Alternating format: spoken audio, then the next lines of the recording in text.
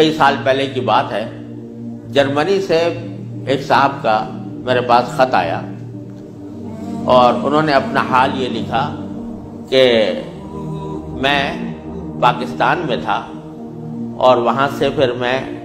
روزگار کی تلاش میں جرمنی آ گیا۔ جرمنی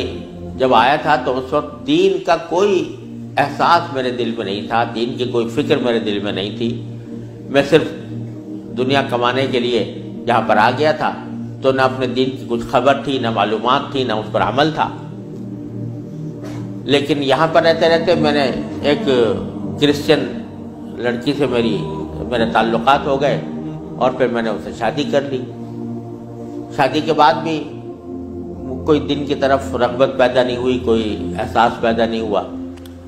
لیکن جب اولاد ہو گئی اور اولاد ذرا نشو و نما پانے لگی، ذرا سی وہ سمجھدار ہونے لگی، تو اس وقت میں نے دیکھا کہ میری کرسچن بیوی وہ اولاد کو کرسچینٹی پڑھا رہی ہے اور کرسچینٹی کی تعلیم دے رہی ہے۔ تو اس وقت میرے دل کا اندر کا سویا ہوا مسلمان جاگا کہ یہ میری اولاد ہے اور یہ کرسچن بننے جا رہی ہے، میری بیوی اس کو کرسچینٹی پڑھا رہی ہے۔ تو میں نے اپنی بیوی سے کہا کہ تم اس کو یہ کرسچینٹی مت پڑھاؤ۔ بیوی نے کہا میں کیوں نہ پڑھاؤں، یہ میری بھی اولاد ہے اور میں اس کو حق سمجھتی ہوں تو اپنی اولاد کو بھی ویسے ہی بنانا چاہتی ہوں۔ میں نے کہا نہیں، کرسچینٹی حق نہیں ہے، اسلام برحق ہے۔ تو اس نے کہا مجھے ثابت کرو کہ کیوں برحق ہے اسلام اور کرسچینٹی میں کیا خرابی ہے۔ تو اب میرے پاس علم تو تھا نہیں، مجھے اپنے دین کا بھی پتہ نہیں تھا، کرسچینٹی کا بھی پتہ نہیں تھا، لہذا جب وہ بات کرتی تو میں اس کا جواب دینے کے لیے کی پوزیشن میں نہیں تھا، اس کے سوالات کا جواب نہیں دے سکتا تھا، اس کے اعتراضات کا جواب نہیں دے سکتا تھا۔ تو میں اس مشکل میں ہوں کہ میری اولاد وہ میری بیوی کی تعلیم و تربیت کے نتیجے میں کرسچن بننے جا رہی ہے اور میرے دل پر آرے چل رہے ہیں، میں کچھ کر نہیں سکتا۔ تو آپ مجھے کوئی طریقہ بتائیے۔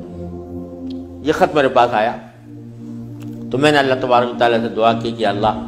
کوئی ایسی تدبیر اس دل میں ڈال دیجئے کہ جس سے اس بیچارے مسلمان کی مشکل حل ہو۔ تو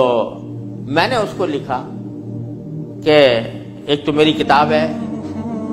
واٹ از کرسچینٹی کے نام سے، جس میں کرسچینٹی کے بارے میں تفصیل ہے، تو وہ کتاب میں نے بھیجی اور ساتھ میں اس سے کہا کہ آپ اپنی بیوی سے بحث کرنا بند کر دیں، کیونکہ بحث کرنے سے کچھ فائدہ نہیں ہوگا، آپ کو خود معلومات نہیں ہے اور بحث کرنے سے ویسے بھی فائدہ نہیں ہوتا۔ جب بحث مباحثہ شروع ہوتا ہے تو ہر ایک آدمی چاہتا ہے دوسرے کو زیر کر دے، اس سے کوئی خاص فائدہ نہیں ہوتا۔ تو آپ بحث کرنا تو بند کر دیں، البتہ ان کو دو باتوں پر آمادہ کر لیں۔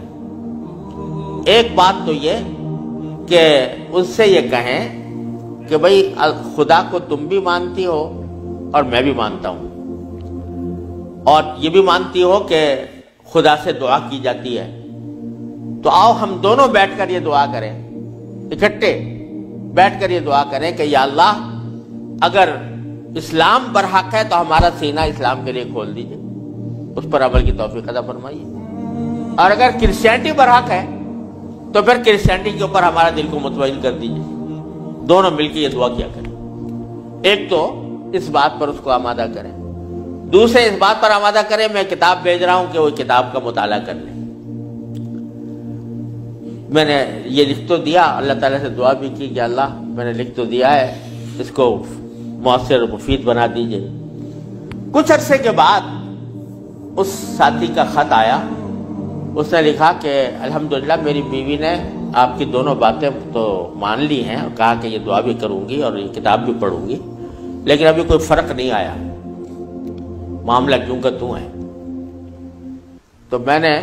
پھر ان کو خط لکھا کہ آپ گھبرائیں نہیں اور اس عمل کو جاری رکھیں، دعا کرتے رہیں، تو گھبرائیں نہیں۔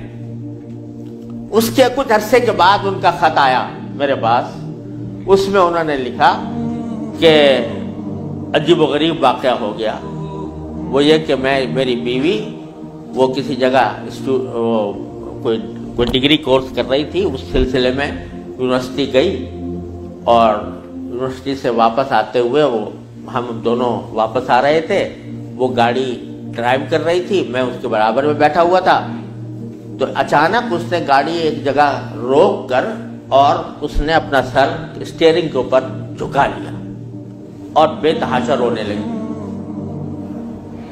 میں سمجھا کہ خدا نہ کرے اس کے اوپر کوئی دل کا دورہ پڑا ہے یا کوئی تکلیف ہوئی ہے، تو میں پریشان ہوا۔ میں نے پوچھا کیا بات ہے،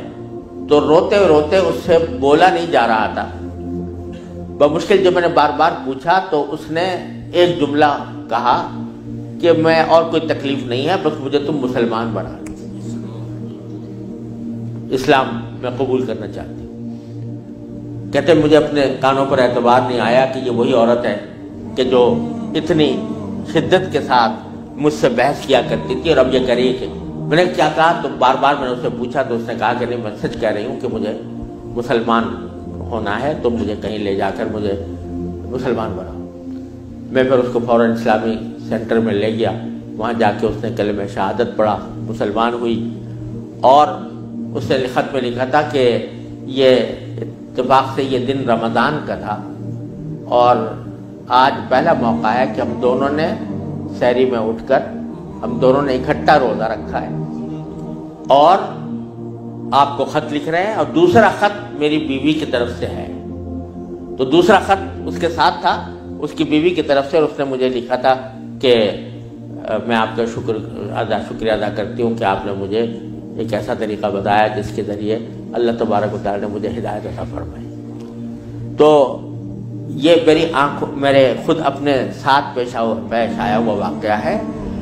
اللہ تعالیٰ سے اگر ہدایت مانگی جاتی ہے وہ دعا رد نہیں ہوتی۔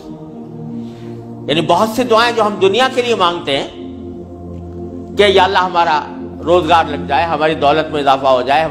اس میں ضروری نہیں کہ اللہ تبارک و تعالیٰ وہی چیز دے دیں جو آپ نے مانگی ہے، اس لیے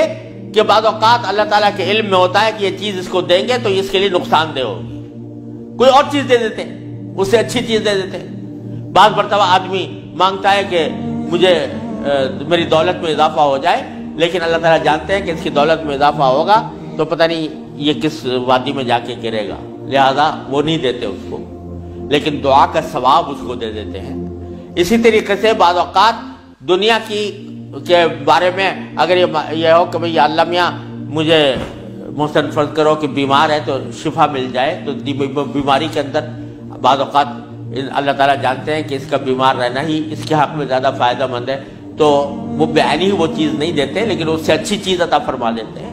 یہ اللہ تبارک و تعالیٰ کی سنت ہے دنیاوی چیزوں کے بارے میں۔ لیکن اگر کوئی ہدایت مانگے سچے دل سے، یا اللہ مجھے ہدایت دے دے، یا اللہ مجھے سیدھے راستے پر چلنے کی توفیق دے دے، یا اللہ میری اولاد کو سیدھے راستے پر چلنے کی توفیق دے دے، تو یہ دعا رد نہیں ہوتی، اور یہ دعا ضرور قبول ہوتی ہے بشرطے کہ مانگنے والا ہو، سچے دل سے مانگے،